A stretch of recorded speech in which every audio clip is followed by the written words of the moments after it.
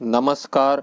Universal technical classes के online YouTube platform पर आप सभी का हार्दिक स्वागत है। बच्चों, आज हम लेके आए हैं इलेक्ट्रिकल थ्योरी का पार्ट नंबर 6, जिसमें हम पढ़ेंगे इंपॉर्टेंट क्वेश्चंस के बारे में। आज का पहला क्वेश्चन जो बच्चों, डायोड का फॉरवर्ड प्रतिरोध होता है। जो डायोड होता है बच्चों, उसका फॉरवर्ड रेजिस्टेंस पूछा गया है। डायोड का फॉरवर्ड रेजिस्टेंस क्या होती है? निम्न होती है फॉरवर्ड रेजिस्टेंस, और बैकवर्ड जो रेजिस्टेंस होता है डायोड का वो होता है उच्च। ये बात ध्यान रखनी है। नेक्स्ट क्वेश्चन है बच्चों आज का, अर्धचालक में आवेश वाहक होते हैं। जो सेमीकंडक्टर होते हैं बच्चों, उनमें अर्धचालक जो होते हैं उनमें जो है आवेश वाहक होते हैं केवल इलेक्ट्रॉन, केवल होल इलेक्ट्रॉन तथा वीवर और डी है धनायन। इसका सही आंसर हो जाएगा इलेक्ट्रॉन और होल। वीवर, वीवर का मतलब होल होता है, ये ध्यान रखना है। छेद जो होते हैं, छिद्र।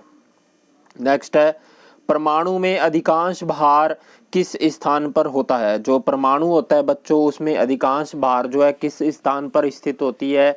ये क्वेश्चन है। हमें क्या पता है, परमाणु की नाभिक के अंदर प्रोटॉन और न्यूट्रॉन होता है, तो इसका नाभिक आंसर हो जाएगा। ये बात ध्यान रखनी है।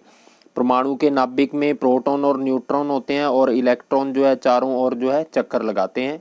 ये बात ध्यान रखनी। प्रोटॉन पॉजिटिव आवेश रखता है, इलेक्ट्रॉन नेगेटिव आवेश रखता है।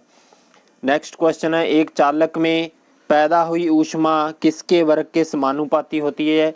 शक्ति, प्रतिरोध, करंट, तापमान। किसकी होती है बच्चों? हम क्या पढ़ते हैं, H समानुपाती I स्क्वायर RT। तो यहाँ पे करंट का स्क्वायर है, ये बात ध्यान रखनी है। करंट के स्क्वायर के होती है, ये बात ध्यान रखनी है। किसी जर्मेनियम डायोड के लिए नी वोल्टेज का मान होता है।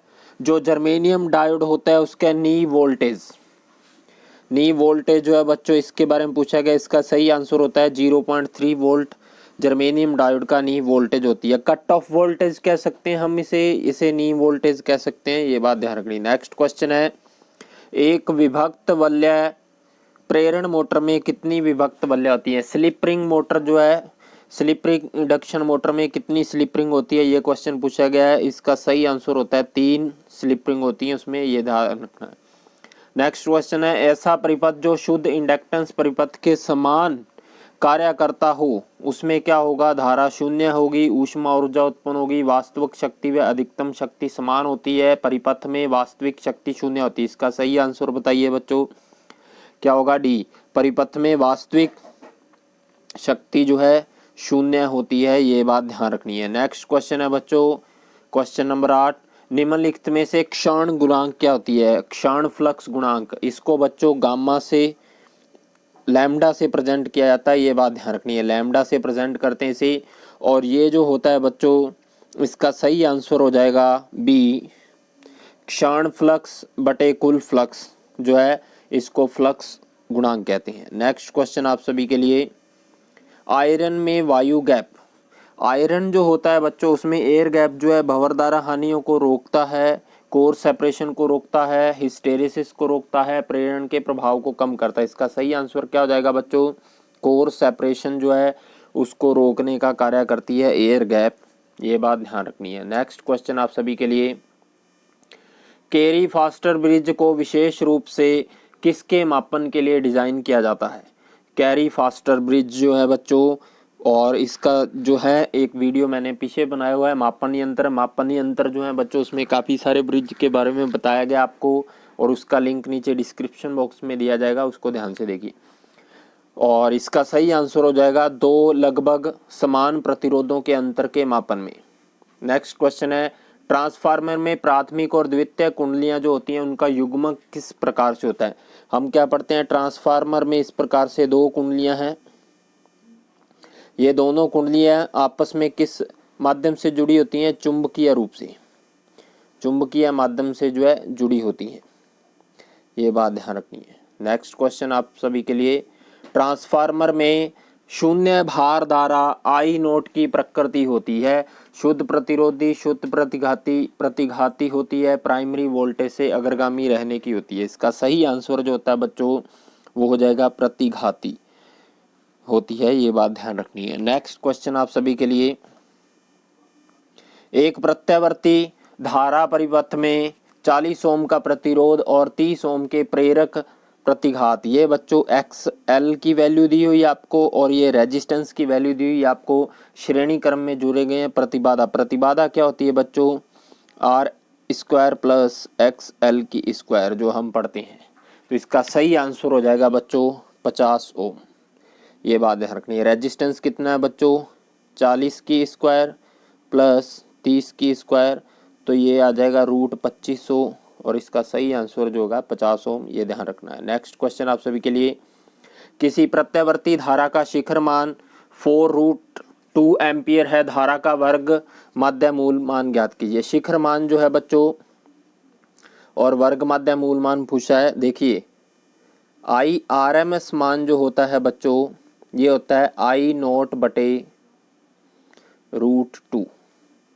तो शिखर मान आपको दिया हुआ है 4√2/√2, तो इससे ये कैंसिल हो जाएगा। तो इसका सही आंसर होगा 4 एम्पियर।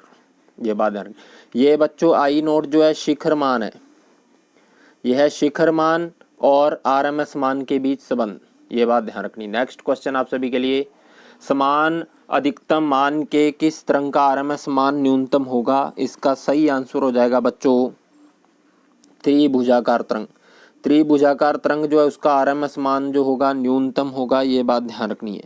इसके बाद है नेक्स्ट क्वेश्चन, समांतर अनुनाद परिपथ में LC में प्रवाहित होने वाली धारा होती है। क्या होती है? L होता है इंडक्टर और C है कैपेसिटर। तो इनमें प्रवाहित होने वाली धारा क्या होगी? समान। समांतर अनुनाद परिपथ है। समांतर अनुनाद का मतलब है इंडक्टर जो है और उसके पैरेलल में क्या है? कैपेसिटर को जोड़ा गया है। ये बात ध्यान रखनी है।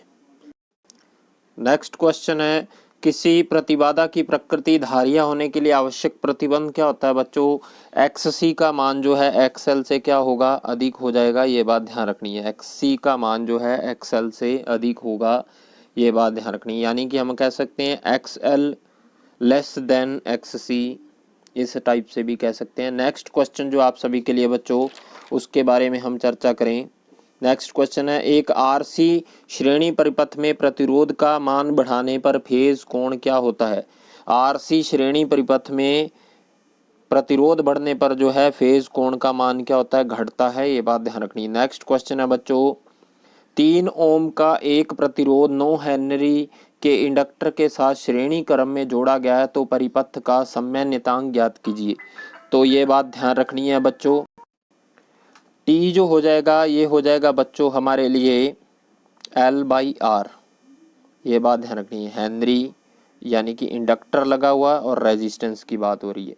तो समन्वितांक जो हो जाएगा 9/3, तो इसका 3 सेकेंड। अगर यहाँ पे कैपेसिटर होता है तो उसके लिए टाइम होता है T/CR। ये बात ध्यान रखनी है। ये है बच्चों इंडक्टर की फॉर्म में और ये है कैपेसिटर की फॉर्म में। ये बात ध्यान रखनी है।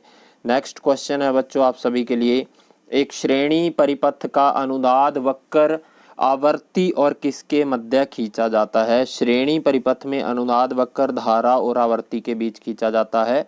ये बात ध्यान रखनी है। हमारे चैनल को सब्सक्राइब कीजिए, लाइक कीजिए और शेयर कीजिए। अगर आपको वीडियो पसंद आया तो चैनल को लाइक करें, शेयर करें और सब्सक्राइब करें और अपने दोस्तों को भी हमारे साथ जोड़ें। और नेक्स्ट वीडियो जो है वो हम लेके जल्द आएंगे। धन्यवाद।